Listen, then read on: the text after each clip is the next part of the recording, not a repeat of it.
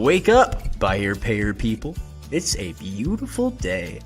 Go grab yourself another cup of joe and say hello to Jim and Michelle Rhodes on the Buy Here Pay Here Morning Show. Take it away, you two.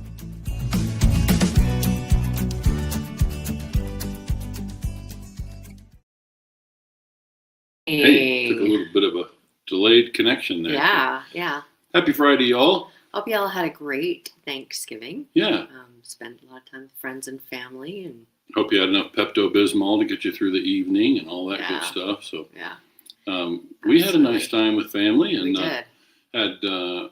we head back to Oklahoma tomorrow after a little bit of family time. I wanted to show something though, so hold on.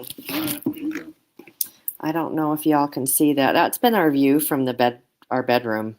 And you can see way over off in the distance is the Great Salt Lake. We're up pretty dang high at one of the local ski resorts that I used to live by a while ago. So staying with a friend, and one of Michelle's friends that I inherited through marriage, and she's been a wonderful friend and a great host, and we've really enjoyed the space here and being able to be in the mountains before the snow hits. Yeah. It's supposed to start snowing this evening up here, so. Yeah, they weren't able to open up Thanksgiving Day weekend for skiing, so. Yeah. Do we have any announcements, anything? We're heading home tomorrow, so we'll be back in our home studio. No big announcements, except I would just remind those folks, we've got the end of the month comes this weekend, and so for our dealer members in V8 and those dealers who are contemplating getting into V8, be sure to grab your inventory values and your notes receivable value, principal balance for all receivables at the close of the month, so that we can have clean numbers for December. So absolutely. I think that's it. Shall we jump into our stuff? Yeah. So we're going to be talking about showing some video of one of the dealers that we've done questions with around just their business and how they feel about their business and some of the things that they've done and struggles. And so you want to go ahead and... Yeah, let me explain who this is. Dealer Jeff Owings. I got to know him through our V8 dealer groups. He's well known in the industry because he's been in a lot of 20 groups over the years, and is also a great mentor to many. He's been really generous with information. And, we're doing our pick six today. He picked 6 questions to come and answer, and we recorded several days ago. And so now we're just going to play that. There's a chance we're going to break this into 2 parts because he gives a lot of good information, and we may just cover like the first 3 questions today and save some more for next time because there's quite a lot of good stuff there. So shall we go to one? Absolutely. Introduce you to Jeff. I think whenever it starts, you want to share it. It's in there. There you go. Full screen. Go ahead. Welcome, friends. Got another Pick 6 conversation with this time dealer Jeff Owings out of Arlington, Texas. Glad to have you here, Jeff, and glad to have our audience get a chance to know you better. I know you're a longtime 20 group member. A lot of folks out there in the industry know you, but for those who don't, you might share a little bit about your background. Well, thanks, Jim. Glad to be here. I've been doing this a long time, my whole adult life, since I've done it. This is my 41st year. I really enjoy this business. So I love learning. Been in groups the entire time and continue to join other groups when they come along. Yeah. I'm a big fan of the industry. Yeah, for sure. And I have enjoyed getting to know you. Jeff is a member of one of our V8 dealer groups. And so as I've gotten to know him, I understand why he's widely respected. And obviously with those decades of experience, you've learned a thing or two, and you're generous about mentorship. And today's another example. We're going to talk through some of the things that you have learned in your time in this buy here, pay here world that we live in. So let's start off with the first question I had for you was, what are some of the KPIs that you look at on a daily, weekly, whatever interval you choose or whatever you spot, but what's some of the KPIs that you lean on regularly? Well, I thought about this question, and wouldn't even know where to start. I have so many of those. If I counted them, I'm sure they're over 30 that I look at daily. And I don't only look at them, I prepare them myself. I don't have anyone build a dashboard. I know that's options for people, but I like to do them myself. I like to fill the numbers and put them in myself. And Yeah. the one that I've noticed when I've spoken with you in the past that you've taken the most interest in, I thought would be a good one to share. And it's one that I call the good, the bad, and the ugly. And I don't know that many dealers that do this one. I've got a few friends of mine that have started doing it. It takes a while to have any real meaning. But what it basically is every single sale we do, finance, it's got the car, year, make, model, miles, customer score, PTI. It's got, just a spreadsheet that I input as we sell a car daily. And then we follow that, stays on that spreadsheet forever. They're moved over to a closed, and so I'm able to look at let's just say this car, John Doe bought it, and I had $10,000 all in.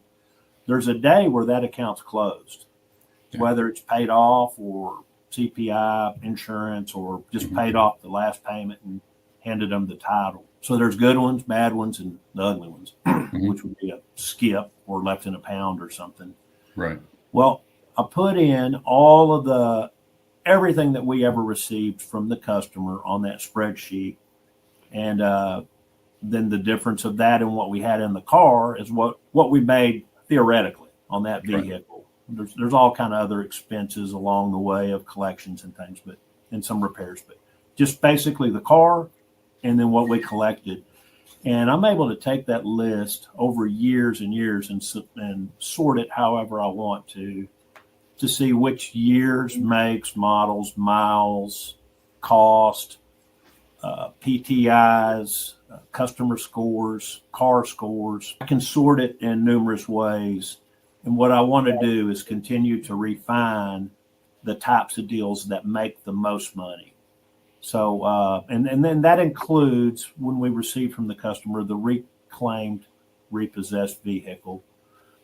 So that's called the good, bad. I love that. Good, bad, and the ugly. It's kind of like doing a postmortem on individual cars, but keeping it all on a spreadsheet, which becomes something that you can slice and dice and look at as data in lots of different ways. That's a really it's a great idea. It takes a lot of discipline too. And, I don't know if they ever miss any of them, but, when you can get a fair share, a good amount over the course of 3 years, I think that's an awful lot of really great data. And he's got way more than 3 years. So he's got, years and years of data and thousands of accounts. But the postmortem, is typically kind of reserved for a charge-off analysis where this analyzes the charge-offs, it analyzes the payoffs, it analyzes all types of sales. And so it just gives him a good feel for performance, whether they were good, bad, or ugly. So that's why he landed on that phrase. I like that. And I like, we're constantly talking about you can't change what you don't measure. I mean, well, you can change it, but you don't know whether or not what you're changing is really working. And you really, a lot of times don't know if there's a problem that can be fixed if you're not measuring as you go along. And so keeping a stream of data, we've had a few dealers that we've worked with. Tommy Brandis is one that he's got years of data that he's been collecting. And it's powerful stuff that you, as at each individual dealer, because business models vary so incredibly much, and so it's being able to give you a better look into it. And if you ever have a consultant or a coach or someone who's coming in to help in some way, that kind of data is very valuable for them to look at. Oh, yeah, for sure. Yeah. This is, like I said, this is Jeff's own deal. And let's resume the video because I think he explained something else I'm thinking about on this subject, but we couldn't resume. You want to share that format? Ugly, and if there's no reward in starting that today because it takes 2, 3, 4 years for it to be meaningful. But if you're going to be in the business a while, I would get started on it. Yeah, it's really incredible. I think it's a little bit different than what some might call static pool. I mean, it measures different things. And for you, you're looking at very specific things. I think that's really, useful. One of the things you touched on at the beginning that I don't want to breeze over, because I don't find very many people talk about this, Jeff, and that is, you talked about that you do these yourself because you like to feel the numbers. It's interesting that you use that phrase, because I've said to dealers, it's important sometimes that we touch this stuff, right? That we know it, we feel it, and so I think that's a significant part of what you talked about. So you might explain for those listening that haven't experienced that. It's like, why do you feel like it's important to personally touch that stuff? Well, when I hit a dashboard and I pull up just say number of sales, for the month and revenue and gross profit, I like it punching those numbers in. If I glance at it, and let's just say it's at this point in a given month, it's 30 sales. Later that afternoon, someone might ask me, "Hey, how many sales you guys at?" And I'm like, man, I should know that. I just don't. Yeah. I like to punch the numbers in. Yeah. And I'm just more aware of all the things, the gross profit, the pace, what is our sales pace for the month if we keep selling at this rate, or what is our charge off pace? I think that's just probably me, but I'm more able to answer those questions and be aware of them if I've punched them in myself. Yeah, well, I get it. I think it just kind of keeps you plugged in and keeps you aware and informed about what's going on. That's good stuff. So what about your buying experience? Decades of doing this, you bought yourself a ton of cars and you've kind of shifted your business model. We'll talk about that soon, but talk to me about like buying tips. What are some things, especially for folks that are newer to the business, what would be some tips that you would offer for being better at buying? Well, I see a lot of people post different things on buying, and I hear a lot of answers, and I like them all. I like all of the things that people look at. They're online. They look at every single picture. They just study it, spending a lot of time to do it online versus, people that are there touching the car, trying to be the first one to start them and that sort of thing. On top of all of those, because I think those are pretty commonly discussed. There's a couple of things that I like to do, especially if I'm branching into some kind of new type, different car that I've not bought much or don't have much experience with or hadn't bought in several years. I keep carpart.com up on my screen and I look at it all through the day. But if someone says, "Hey," or I'm looking at it and there's a car that I hadn't bought in a long, long time, or 10 years, or I've never bought, I like to pull up on carpart.com the motor cost and the transmission cost. It's amazing that you can pull up a pretty new car. I deal in a little bit more expensive cars at this point in life than most buy here, pay here dealers. So pull up a pretty new car and there'll be a motor for $300.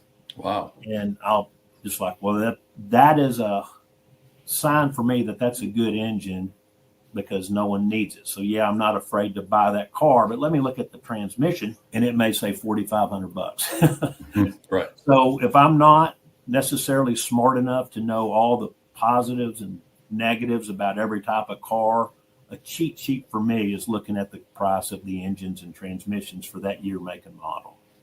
That's great. You're the first person I've heard say that. That makes so much sense. I think that's first person I've heard ever say that, and that is really smart. Yeah, for sure. Yeah. I think it's an indication. I think of what makes Jeff, successful, and some of the things that you pick up on over time. And I think one of the things you'll also hear in some of Jeff's remarks about account management is, he's learned to kind of plan for worst case scenario, for lack of a better explanation. And I think if it's seeming like, Michelle, we may need to cut today short because it looks like our streaming is lagging a lot. I can't tell if our viewers would have the same experience, but we're seeing delays and lagging. And so it may make more sense to save some of these other questions for next week. But yeah, you'll find with Jeff that he kind of plans on a lot of his modeling and his work is kind of a worst case scenario. What does it look like, when the customer's not successful? In this case, what does it look like when the car's not successful? So that I know what it's going to cost me to get it back on Yeah. the road, right? And so that's part of what he considers. And so I think this is good relevant information to be aware of. And so again, I think for today we should probably just line like up. two really great nuggets, Yeah. though. One of the things we talk about frequently is measure. Right. His is good and bad and the ugly.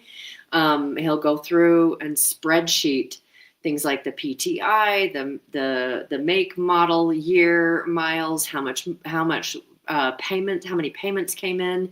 And I'm sure that there are things in there. It's like, why did this contract end? And that's, it could have been a charge off. It could have been a payoff, any number of things. So really great. It's really important to measure. And I do like that, thinking forward. And I know, like in my personal experience buying cars, I usually will go to Consumer Reports and things like that. And it's like, what is the most reliable, the easiest to fix, the least expensive to fix, that has the comfort, luxury, or gadgets that I want. And I like, we're not buying for me, but it's kind of that same type of way of looking at what is going to be a good car for us to have on our fleet, on our inventory. And I think all dealers are obviously trying to buy cars that are going to prove to be dependable, and they know that they're machines. They break. Yeah. And so the question is, and they're used. what is it going to take to get it back on the road when it does break? So that's part of it. And they're also buying some cars with miles typically. So I think let me kind of share with our listeners what they can, if we come back and hear part 2 with Jeff. We also asked the questions about, since you started, how's your business model shifted? Mm-hmm. And their approach or philosophy around collections, which is quite interesting. You're going to want to hear that one. And then changes in underwriting practices since he started, and he's made That's pretty recent really one. great, a great question to ask. Yeah. Yeah. And then we wrap up with, scale of 1 to 10, how much do you love this business? And so we talked about that part too. And I think you can already pick up from parts with Jeff, you can maybe guess what his answer is going to be. But it's interesting. I think we've also got recorded already with Nick Duman out of Pennsylvania. We featured Nick on Wednesday for his turkey giveaway promotion. You'll want to come back and hear Nick's answers, and then we'll be reaching out to some other dealers even today and getting some folks scheduled. So we'll have some more come in and answer the pick six. So if you're a dealer out there listening and you want to be part of the podcast, by all means, find that link. We'll get it shared again so you can find your way to that and book a time to record with us and share your thoughts on some of these subjects. So. But in the meantime, thanks for tuning in. Sorry for the kind of internet lag here. We'll just try to pick back up with this conversation with Jeff this Friday. Yeah, I hope everybody did have a great holiday. I know that there's a lot of people out there that are moving about, traveling about, business as usual today for many of our dealers and industry. And so I hope you guys have a fantastic day. People are at Christmas shopping. All right. Have a great day. Ken, thank you for joining me. Know that you're busy. You have a choice on where you spend your time. Thank you for spending your time with us. All right. We will see you all on Wednesday, and we'll be back in our home studio then. See you next week. Thanks.